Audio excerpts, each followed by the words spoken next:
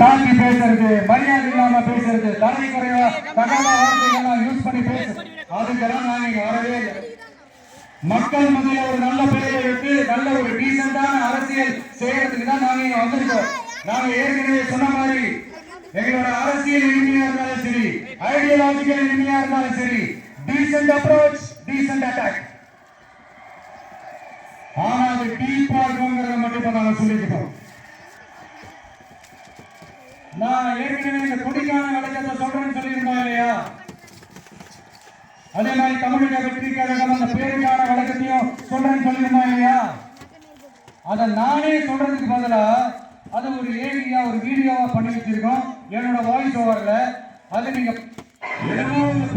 சொல்றதுக்கு பெரிய பயம் அப்படி ஒரு விஷயத்த பேர சொல்லணும் நான் ஒரு படத்துல சொல்லுவேன். நீங்க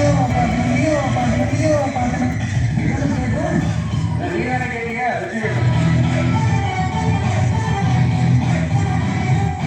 சத்தியமா அப்படிதான் இருக்கு.